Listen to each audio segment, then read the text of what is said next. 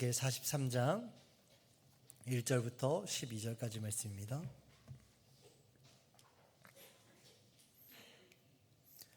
에스겔 43장 1절부터 12절까지 말씀은 생명의 삶 112페이지부터 113페이지에 있습니다.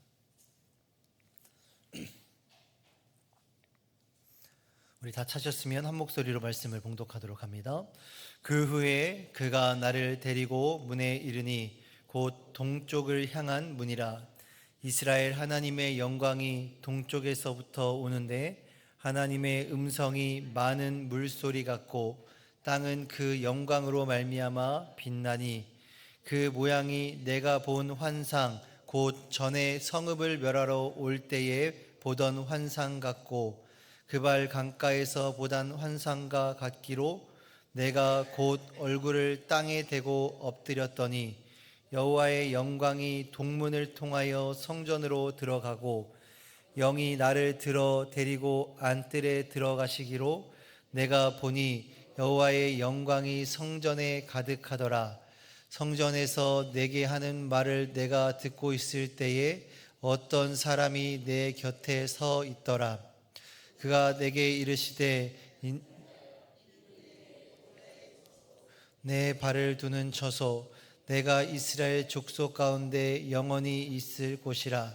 이스라엘 족속 곧 그들과 그들의 왕들이 음행하며 그 죽은 자들의 시체로 다시는 내 거룩한 이름을 더럽히지 아니하리라.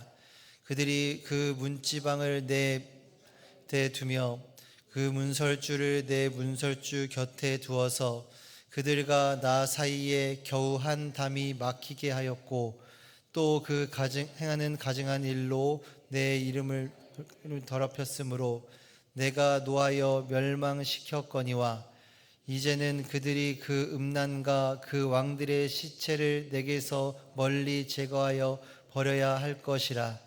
그리하면 내가 그들 가운데 영원히 살리라.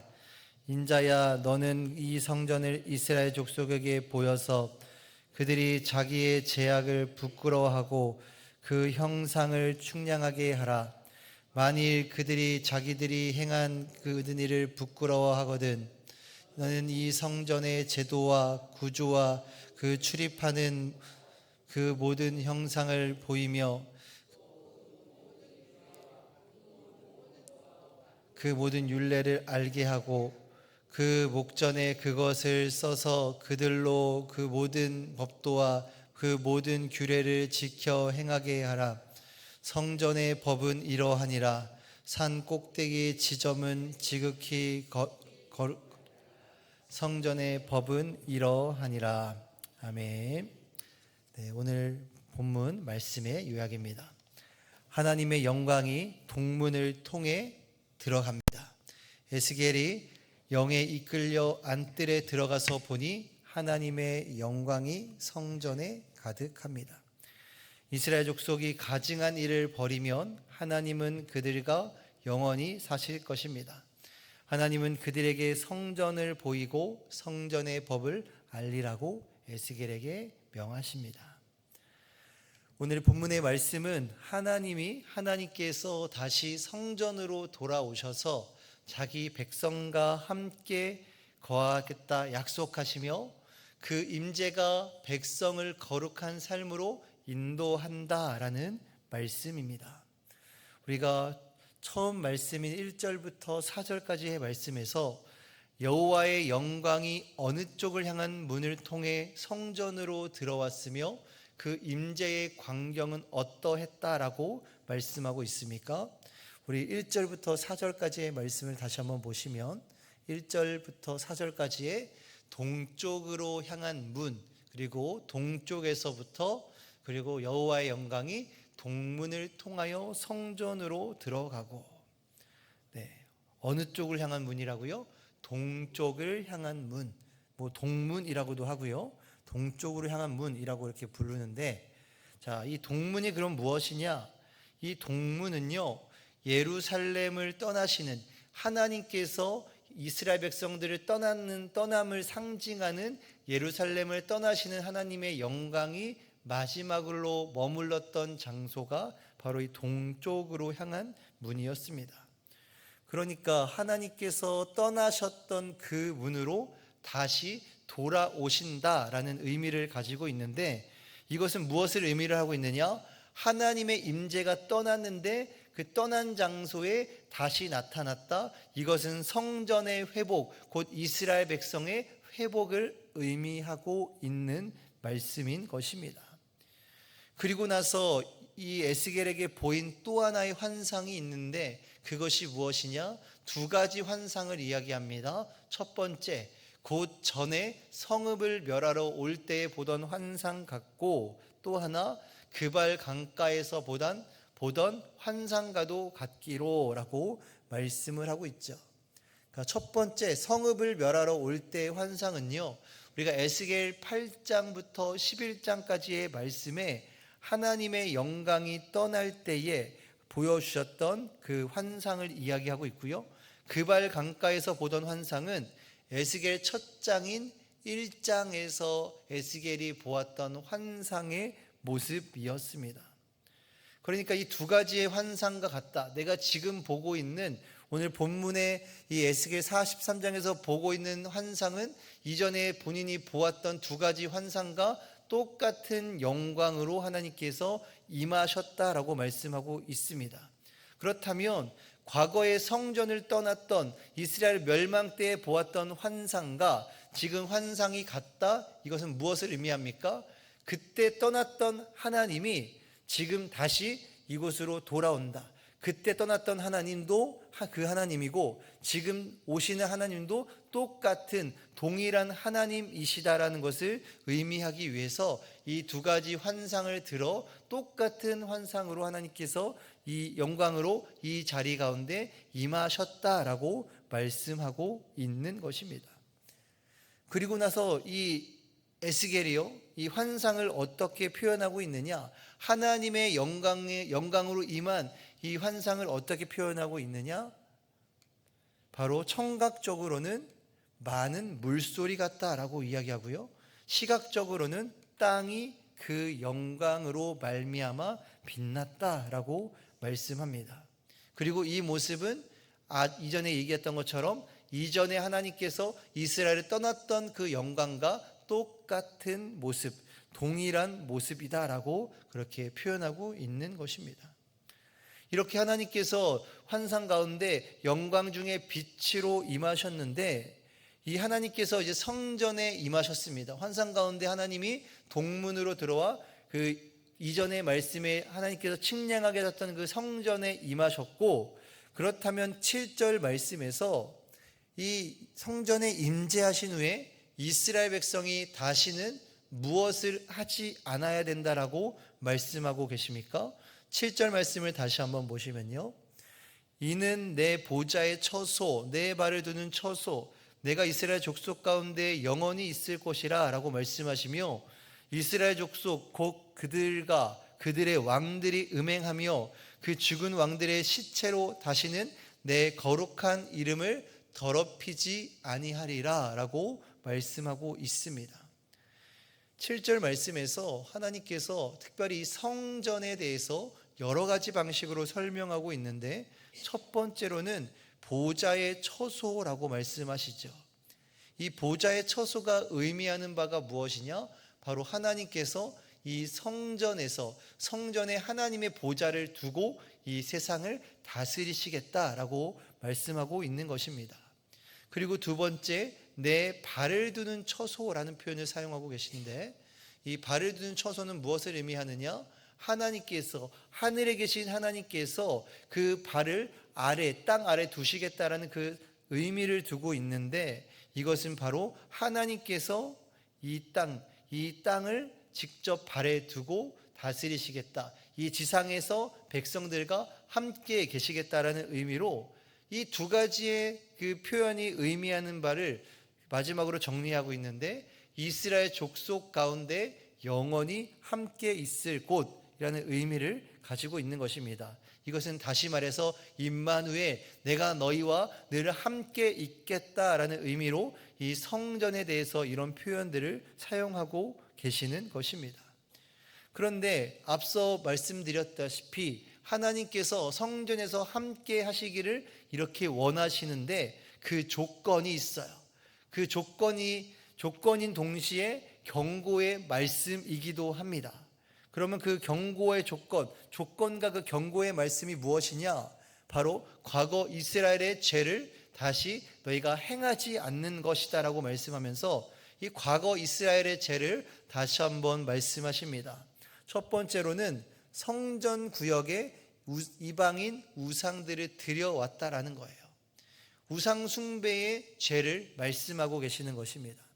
그리고 나서 성전 구역에 죽은 왕들의 무덤을 세웠다라는 것이고, 그래서 이 두 가지 우상을 섬기는 것, 우상 숭배와 그 성전 구역에 죽은 왕들의 무덤을 세웠다라는 것은 무엇이냐? 우리가 성전은 누가 계신 곳이에요?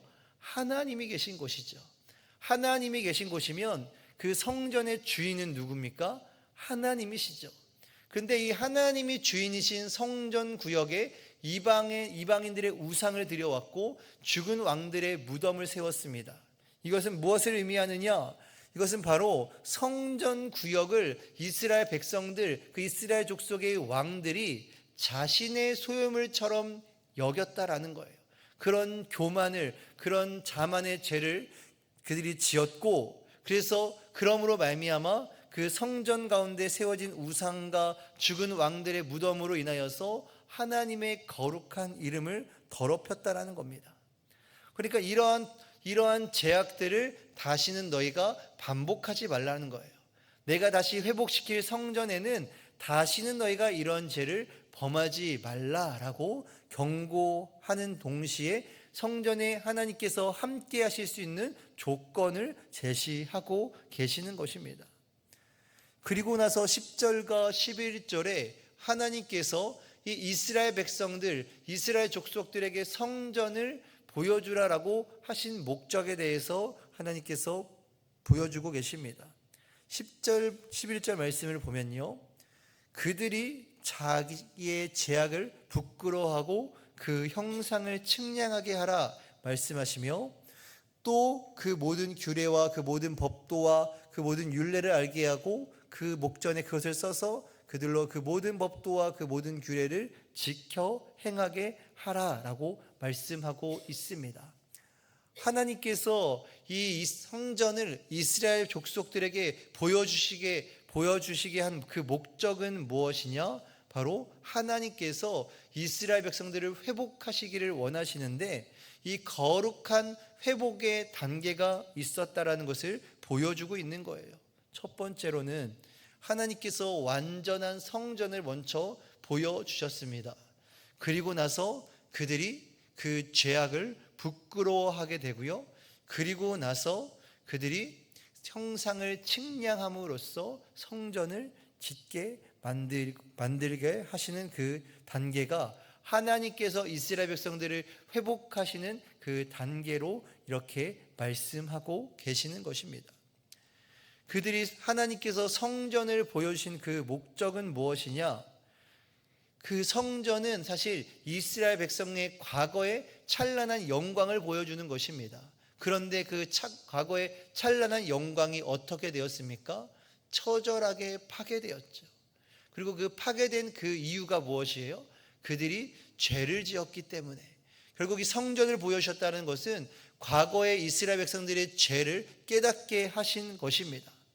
과거의 이스라엘 제약된 모습과 현재 하나님의 거룩하신 그 영광을 대조해서 보여주고 있는 것이고요, 그 거룩함과 대조된 모습을 통해서 이스라엘 백성들이 죄를 깨닫고 부끄러워하게 만드신 것입니다. 그리고 나서 그 백성들이 부끄러워했다라는 것, 죄를 깨닫고 회개하며 돌이킴으로 말미암아 이제 그 설계를 측량하여서 하나님의 성전, 거룩한 성전을 만들어 가면서 계속 거룩함을 유지하며 살아갈 수 있도록 하나님께서 그 회복의 단계를 만들어 가고 계셨던 것입니다. 결국 이스라엘 백성들 가운데 이 거룩한 수치심을 느끼게 하심으로 말미암아 하나님의 말씀에 순종하여서 하나님의 그 영광의 빛을 따라가게 하셨던 것입니다. 그렇다면 오늘 이 시간 말씀을 함께 돌아보며 우리의 삶에 이 말씀을 적용해 보기를 원하는데요.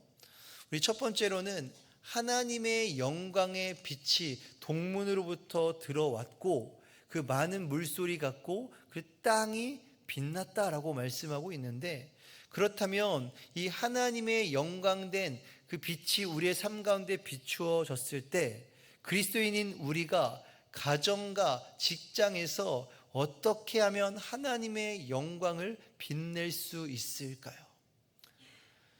우리의 삶에 하나님의 영광을 드러낼 수 있는 방법은요, 무엇보다도 거룩한 삶입니다.